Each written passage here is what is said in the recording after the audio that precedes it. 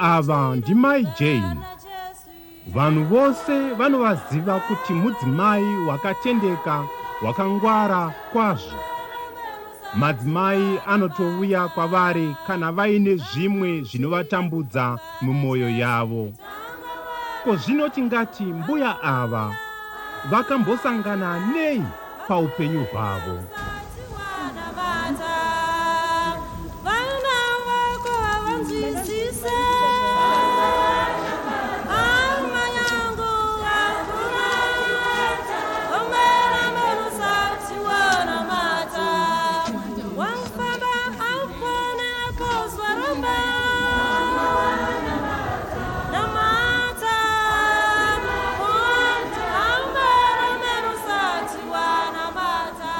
Muchindidirei kuvasikana? Ndauya. Dambudzo, unodirei kuramba wakapusa kudaro? Nhasi pano pane mutambo mukuru watinenge tichitamba tose nevakomana. Unodawo here kutamba nesu? Amai vangu havandibvumiri kuinda kupati dzakadaro.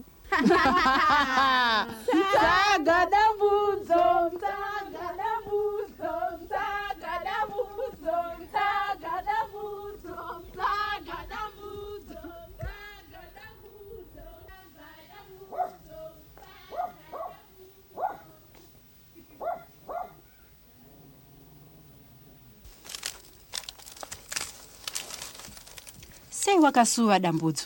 Ambuya ndaneta nekuudzwa zvekuita. Amai vangu vanondiudza zvekuita, shamwari dzangu dzinondiudzawo zvadzo. Handichazivi zvakanaka nezvakashata.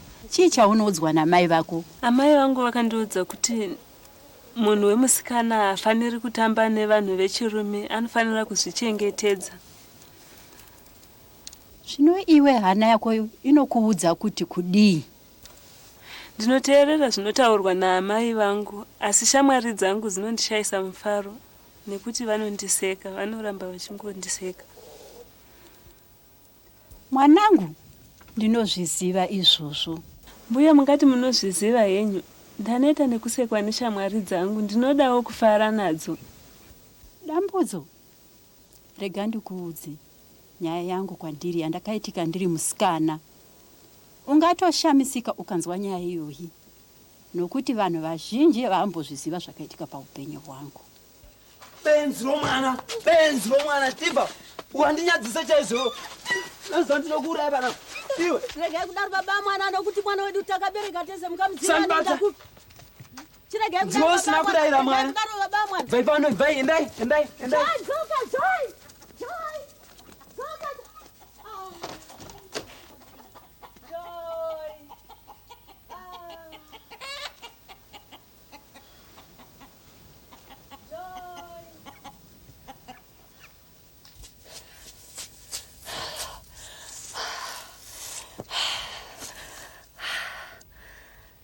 Niko sokwadi ndovurawa nababa ini neniwo ndine mimba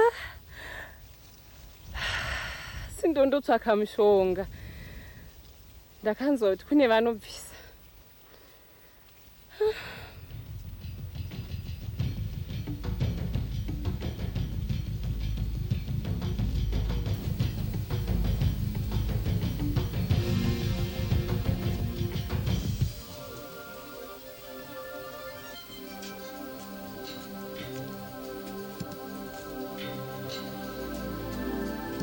Disqueu.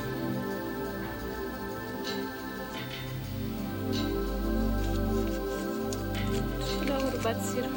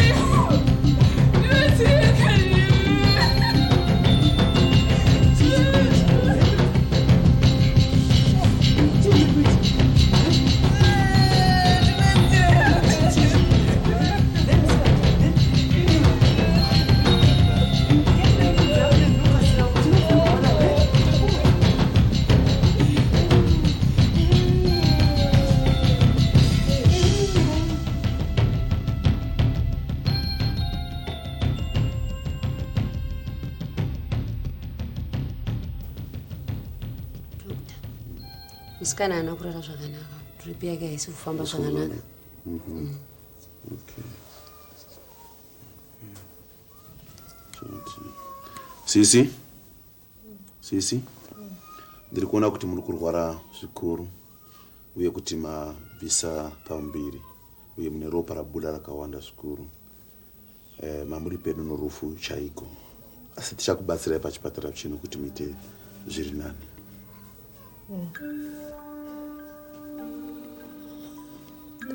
Ndakanetsa.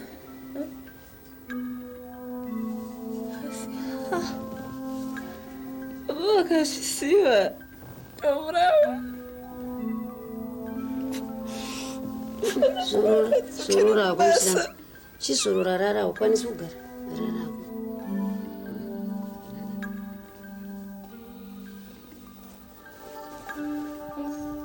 Hapana zvaungaita uri muno muchipatara nokuti iwe unorwara uye kuti wakabuda ropa rakawanda zvikuru. Zvababa vako vanoda kukuuraya. Tichataura pashure izvozvo. Asi pari zvino tichakupa jekiseni rinoita kuti urare zvakanaka. Nesi, ndipei jekiseni.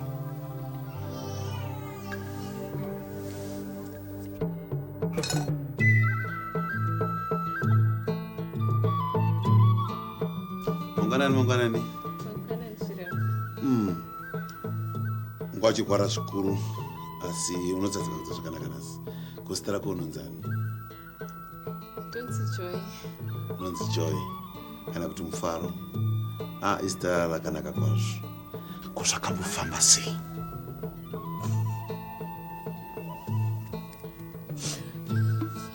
Chirembeka. Yangu yakaoma.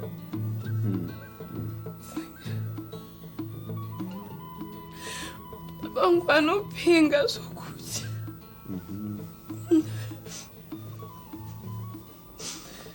Ndakaita pamuviri. Saka ndikatya kuvataurira. Mukoma wangu akadzingwa pamba. Kumba kwenyu chaiko. Saka izvozvo mai vangu vari kutambudzika pamusoro pedu. Saka ndakaenda kutsvaga mushonga wekuti ndibvise pamuviri pacho. Joy, ndiona kuti iri shoko rakaoma zvikuru rinogozha. Asi ufunge ndine shoko rakanaka. Ndakataurira nomudzimai wangu kumba. Uye ndino mwana anonzi Grace wezoro rako. Tikaona kuti zvingava zvakanaka kuti iwewo pari zvino ukabuda muchipatara uye kumba kwedu. Unofunga kuti kudii Joy pamusoro penyaya iyi? Ndingafara. Ndingafara kuva newe kumba kwedu Joy. Fara mwana wangu Joy, wasika papa. Unonorara nemwana wangu Grace. Mazvita.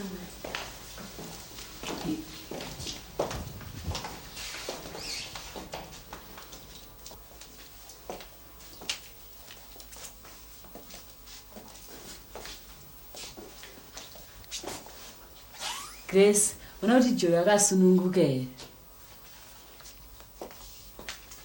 Joy, toda kutora dzimwe wardrobe ndibona kuti unokwana here. Iri blouse racho nayo. Kanaka. Iyi sketi. Asi chandinodaka, ndoda kuti uve munhu akasungunuka panapa. Handiti ka?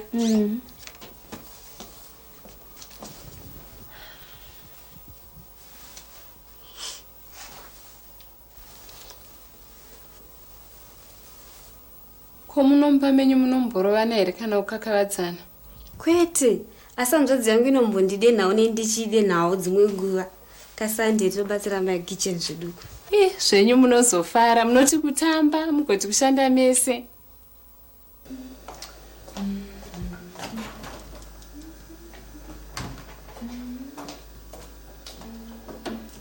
Ama ndiri Joy. Maswera sei. Dasira mwanangu wasira sei. Dasira mwanangu wasira sei. Uri kubika chinyama? Kubika muriwo. Good.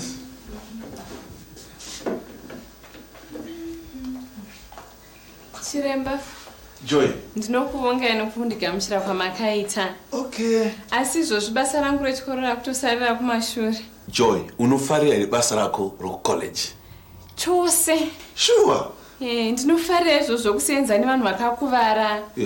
Nevaya vanogara vari vega vanoshupika. Joy, ndichagadzira kuti udzoke pacollege hapana. Kuti upfuure mberi necollege yako nokuti basa roda kuita ibasa rakanaka Joy mwanangu.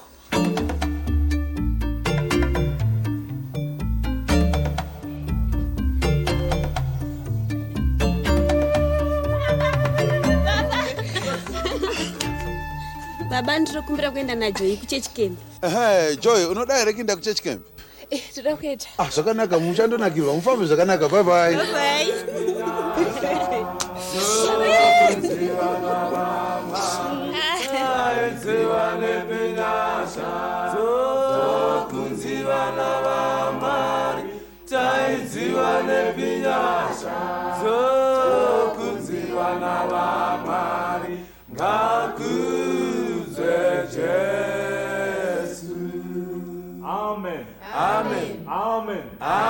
Ano ndinokuchingamidzai hama panzvimbo ino yekunamata. Mufaro wangu kuti ndikuchingamidzai mose. Zvikuruwo ndinochingamidza Joy ari pakati pedu. Iwe wakasununguka Joy, tinokugamuchira nomufaro mukuru. Asi nhasi uno ndataura pamusoro pamambo Jesu Kristu. Ndichiti Jesu ndiye muponesi wedu.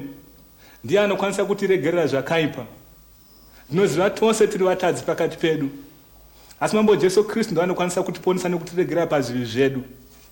Nhasi uno ndinoda kukuchallenjai hama dzangu kuti kana pakati penyu paina asati agamuchira mambo Jesu Kristu samambo naishe upenyu hwake, ndiwe unomukana bedzi. Hapana imwe nguva yaungaite izvi. Asi ukaita izvozvi nhasi uno, mambo Jesu vachapinda mumwoyo mako zvirokwazvo vagorayira newe nhasi uno. Saka ndinosiyira mukana kwamuri kuti mugamuchire Jesu Kristu kana paine pakati penyu vanoda kuti vagamuchire mambo Jesu Kristu samuponesi naishe wavo. Hama dzangu manheru ano, kana pakati penyu paine anonzwa kuti akafanira kuti agamuchire mambo Jesu Kristu samambo namuponesi wake, ndinokumbira azvirakidze nekusumudza ruoko rwake.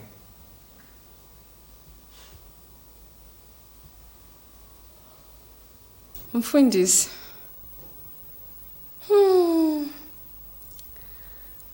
Handifungi kuti Mwari vangandiregerera. Ndine zvivi zvakawanda. Ndakatomboitawo pamuviri ndikange ndofa napo. Hongu, nokuti wakafira zvivi zvedu, unoda kugamuchira kanganwiro yake here? Chose mufundisi. Zvakanaka. Tingakumbira kana uchida tinamate munamato wokumugamuchira mukati muupenyu hwako. Zvakanaka, ungapfugama tinamate. Iti mambo Jesu Kristu. Mambo Jesu Kristu. Ndinobvuma kuti ndiri mutadzi akarasika. Ndinobvuma kuti ndiri mutadzi akarasika. Asi nhasi uno. Ndinokumbira kuti mundiregerere. Ndinokumbira kuti mundiregerere. Zvitadzo zvangu zvose. Zvitadzo zvangu zvose. Mugova mambo. Mugova mambo. Nomuponesi wangu. Nomuponesi wangu. Ndinotenda kuti matondiregerera. Ndinotenda kuti matondiregerera. Amen. Amen. Tinomutenda, oh Mwari wakanaka. Hallelujah, oh Mwari wakanaka. Hallelujah, oh Mwari wakanaka. Mwari wakanaka kwandiri. Moyo wanga tivarumbidze, oh Mwari wakanaka. Hallelujah, oh Mwari wakanaka. Grace Shamwari, ndiri kufara nokuti ndakauya newe. Kekutanga muupenyu hwangu ndinonzwa kufara kwechokwadi, nokuti ndiri kuziva kuti Mwari vakandisunungura pane zvandakaita.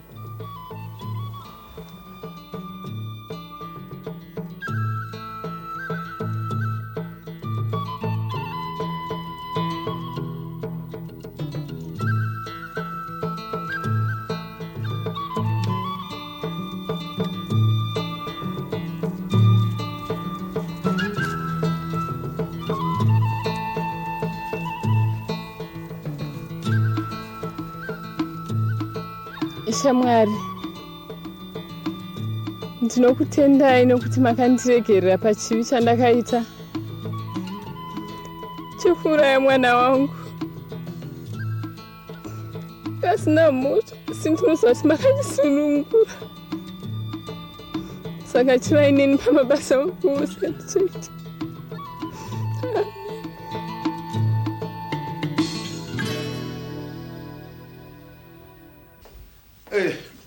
Masikati Joy. Ufunge Joy ndina mashoko omufaro andauya nawo nhasi. Takuwanira nzvimbo pacollege kuti enderere mberi nedzidzo dzako. Mangwana chako kunoidza Joy, tiri kuenda newe kustation chakuperekedza. Asi ufunge Joy, musuwo wakashama pano kuti uye nguva yose yaunoda. Isichapfuura mberi tichikunyengeterera. Ndingafara baba kudzokera kuchikoro. Ndoziva kuti handisindoka. Ishe Jesu Kristu vaneni. Dambudzo. Zvino waziva nyaya yeupenyu hwangu. Pane mafoto andakatorwa panguva iyoyo. Arimo mumba. Rega ndinotora.